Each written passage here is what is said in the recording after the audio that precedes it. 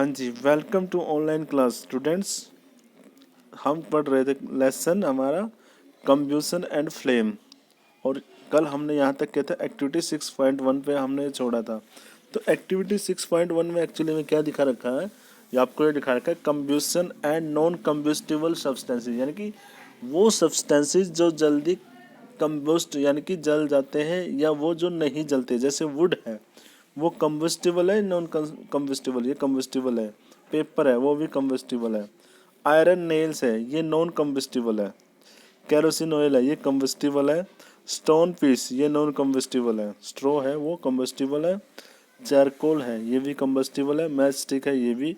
Glass है यानी कि शीशा है ये कम्बस्टिबल नहीं है। ठीक है। Can you name some more substances which are combustible, you can add those to table 6.1। और भी आप अन्य प्रकार के ऐसे सब्सटेंसेस को जानते हो तो आप उनको ऐड कर सकते हैं यहाँ पे। ठीक है। Let us investigate condition under which combustible take place. तो अब हम इन्वेस्टिगेट करते हैं कि किस कंडीशन में कोई पदार्थ जलता है। कम्बस्टिबल का मतलब जलता है। जैसे कि यहाँ पे उदाहरण के तौर पे दे रखे हैं ये 6.2 में। Fix a lighted candle on A table, एक जलती हुई टेबल को आप मेज पे रखो। Put a glass chimney over the candle, और उसके ऊपर एक ग्लास चिमनी रखो। एंड रेस्ट इसको छोड़ दो। It on a few wooden block in such A way that the air can enter the chimney, और इस प्रकार से रखो जिससे कि हवा उसके अंदर जा सके, चिमनी के अंदर। Observe what happened to the flame. Now remove the block and let the chimney rest on the table. Again observe a flame. तो ऐसे ये उसको हटा दो, फिर दोबारा से ऑब्जर्व करो। Finally put a glass plate over the chimney. और अंत में फिर आप एक ग्लास प्लेट रखोगे उसके ऊपर, तो आप वहाँ देखोगे कि वो कुछ ही टाइम के बाद जो ये फ्लेम है वो क्या हो जाएगी, वो पुट आउट, वो हो जाएगी, एक्सटिंग्विश हो जाएगी, यानी कि क्या हो जाएगी, वो बुझ जाएगी। उससे क्या होगा, क्यों होगा ये ऐसा, क्यों हुआ ऐसे, क्योंकि आप इसके फ्लेम को यहाँ पे ऑक्सीजन की जो उचित मात्रा या पर्याप्त मात्रा है वो नहीं मिली। ठीक है। अब इसको डिटेल में देखते हैं। We find that for combustion air is necessary. हमने यहाँ पे क्या पाया कि कंबशन के लिए हवा बहुत ज़्यादा आवश्यक है। The candle burn freely in case when air can enter the chimney from blow. हमने यहाँ पे देखा कि वो मोमबत्तियाँ फ्रीली घूमती जलती रही जब उनके अंदर हवा जाती रही चिमनी के अंदर। इन केस बी में हमने देखा when air does not enter the chimney, जब हवा चिमनी के अंदर नहीं गई, from the blow the flame flickers, तो हवा क्या, जो फ्लेम थी मोमबत्ती की जो बत्ती थी वो फ्लिकर हिलने लगी। एंड प्रोड्यूस स्मोक, और क्या प्रोड्यूस करने लगी, धुआं। इन केस सी में हमने देखा the flame finally goes off, तो फ्लेम पूरी तरह से ऑफ यानी कि बंद हो गई। Because the air is not available, क्योंकि वहाँ पे हवा अवेलेबल नहीं थी। ठीक है। We have read that the sun produces its own heat. हमने यह पढ़ा कि जो सूर्य है वो अपनी हवा अपने आप, यानी कि अपनी गर्मी और लाइट को क्या करता है, अपने आप प्रोड्यूस करता है। Is it also some kind of combustion, क्या यहाँ पे भी किसी प्रकार का कोई कम्बशन है। In the sun heat and light are produce by nuclear reaction. जो सन के अंदर जो हवा, जो अग्नि होती है ना, वो किसकी वजह से होती है, न्यूक्लियर रिएक्शन की वजह से होती है। You will learn about this process in higher classes. इसके बारे में आप बड़ी क्लासेस में जाओगे ना तब वहाँ पढ़ोगे। एक्टिविटी 6.3 इसमें क्या है आपका, place a piece of burning wood on a charcoal. एक जलती हुई लकड़ी को आपने चारकोल पे रखना है। ऑन एन आयरन प्लेट, और जो आयरन प्लेट पे रखी हुई है, और a tawa. Cover it with a glass jar और ए टम्बलर, और इसको आपने कवर करना है ग्लास से। Does charcoal stop burning after something, क्या ये जो चारकोल है कुछ टाइम के बाद बंद हो गया, यानी कि जलना बंद हो गया। Can you think of the reason why it's stop burning, क्या आप इसके बारे में सोच सकते हो कि यह जलना क्यों बंद हुआ। You might have heard that, आपने यह सुना होगा, when the cloth of person catch fire, जब किसी व्यक्ति के किसी व्यक्ति के जो कपड़े जल जाते हैं यानी कि आग लग जाती है किसी व्यक्ति के कपड़ों में, the person is covered with blanket to extinguish fire. तो आपने देखा होगा उस व्यक्ति को हम क्या करते हैं, ब्लैंकेट से यानी कि कंबल से उसको ढकते हैं आग को बुझाने के लिए। Can you guess why? क्या आप सोच सकते हैं क्यों करते हैं? Now recall some of your experiences. अपने कोई उदाहरण याद करो।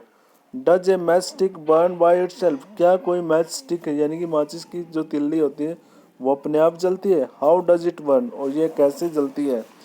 You must have had an experience of burning a piece of paper. आपने एक्सपीरियंस किया होगा कुछ ऐसे ही पेपर, पीस ऑफ पेपर से। Does it burn when the burning match stick is brought near it? क्या यह तब जलती है या जब इसको मैच स्टिक के पास लेके आते हैं? ठीक है। Can you why do you have to use paper और kerosene oil to start fire in the wood और कोयल? आप क्यों आग को जलाने के लिए तो केरोसिन ऑयल लेते हो या फिर पेपर लेते हो? How you hard of forest fire? क्या आपने फॉरेस्ट फायर के बारे में सुना है यानी कि जंगल की आग के बारे में? Do these expressions tell you that different substances catch fire at different temperature? क्या आपने यहाँ देखा होगा कि अलग अलग जो सब्सटेंस है वो अलग अलग टेम्परेचर पे अलग अलग जगह पे हवा को यानी कि आग को क्या करते हो, कैच करते हैं। The lowest temperature at which a substance catches fire is called the ignition temperature. जो सबसे कम टेम्परेचर होता है, तापमान होता है जहाँ पे आग लगती है, उसे बोलते हैं हम इग्निशन टेम्परेचर। क्या बोलते हैं उसको? Ignition temperature. ठीक है। Can you tell now why a match stick does not catch fire on its own at a room temperature? क्या आप बता सकते हो कि किसी रूम के अंदर कोई मैच स्टिक रखी है तो वो अपने आप आग क्यों नहीं पकड़ती? Why does the match stick start burning on rubbing it on the side of the match box? और क्यों कोई मैच स्टिक यानी कि माचिस होती है, माचिस की तिली, जब माचिस की बैक साइड में जब हम उसको रब करते हैं तब ही जलती है? ठीक है। तो ये कुछ क्वेश्चन है हमारे सामने। We find a combustible substances can not catch fire on और burn as long as it temperature is lower than its ignition temperature. हम यहाँ पे देखते हैं कि कोई भी कम्बस्टिबल यानी कोई भी जलने वाला पदार्थ है वो तब तक नहीं जल सकता कि जो इग्निशन जितना टेम्परेचर चाहिए जलने के लिए, अगर उससे लोअर होगा ना टेम्परेचर तो वहाँ पे वो नहीं जलेगा। जैसे आप देखोगे सर्दियों में इजीली नहीं जलती है ना मैच स्टिक वगैरह। तो have you ever seen cooking oil catching the fire when the fried pan is kept for a long on a burning stove? आपने कभी देखा होगा जो कुकिंग फायर होती, जो कुकिंग ऑयल होता है उस वो आग को जल्दी पकड़ लेता है उसको, जब उसको काफ़ी टाइम तक स्टोव के ऊपर जलने दिया जाता है। Kerosene oil and would do not catch fire. Kerosene oil होता है और लकड़ी होती है वो आग को नहीं पकड़ती अपने आप रूम टेम्परेचर में। But if kerosene oil is heated a little, यदि उसी केरोसिन ऑयल को अगर थोड़ा सा गर्म कर दे, इट विल कैच फायर, ये हवा पकड़ वो आग पकड़ लेगा, है ना। But if A would is heated a little, यदि एक लकड़ी को थोड़ी देर के लिए लिटिल थोड़ा उसको क्या कर दे, गर्म कर दे, it would still not catch fire, ये अभी भी हवा को नहीं, आग को नहीं कैच करेगा। Does it mean that ignition temperature of kerosene oil is lower then that of would? तो इसका मतलब यह है, क्या इसका मतलब यह है कि जो केरोसिन ऑयल का जो इग्निशन टेम्परेचर यानी कि जलने वाला जो तापमान है वो उससे कम है लकड़ी से?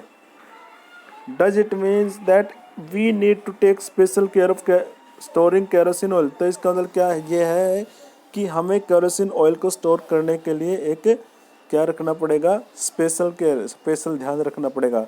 The following activities shows that it essential for a substances to reach ignition temperature to burn. तो इसमें यही ये दोनों एक्टिविटी आपको यही बताएंगी कि किसी भी चीज़ को जलाने के लिए एक क्या होना चाहिए, इग्निशन टेम्परेचर होना चाहिए, जो 6.4 है ना आपकी, और एक ये हिस्ट्री वाला है ये, ठीक है।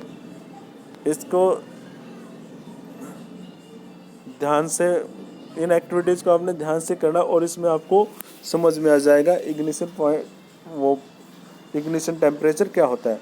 What happen to a empty paper cup, एक खाली एम्प्टी पेपर में क्या, ये जो एक्टिविटी दे रखी है इसमें यही है कि when paper, what happen to a paper cup with paper, paper cup के साथ क्या हुआ पेपर में, what does water in this cup become hot, और क्यों इस कैप के अंदर जो वाटर है वो हॉट क्यों हुआ। यहाँ पे देखो ये एक्टिविटी दे रखी है इसमें, make a 2 paper cup, 2 paper cup बनाओ by holding a sheet of paper, उनको होल्डिंग शीट पेपर करके, pour about 50 ml of water in one of the cup, और उनके ऊपर 50 ml पानी डालो and heat both the cups separately, और दोनों को क्या करना है आपने गर्म करना है, ठीक है।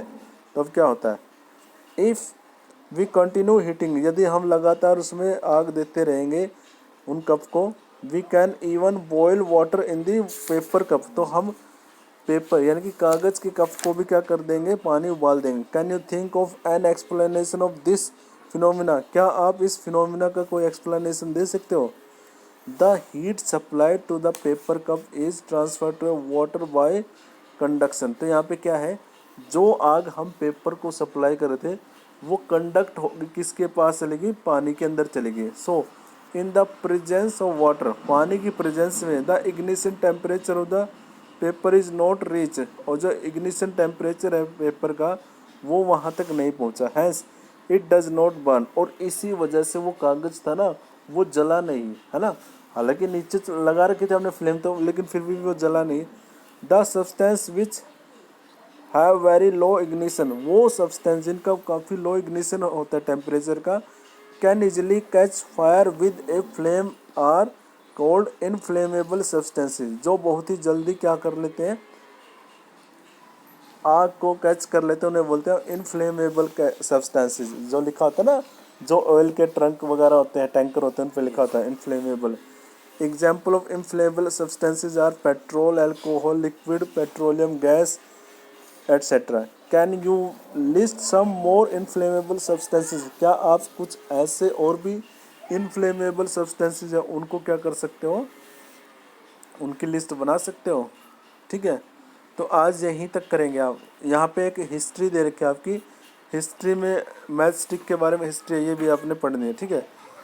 नेक्स्ट हम करेंगे how do we control fire, हम आग को कैसे कंट्रोल कर सकते हैं, ठीक है, ये कल पढ़ेंगे हम, नेक्स्ट लेक्चर में करेंगे हम ये, ठीक है। इसमें भी आगे सर टाइम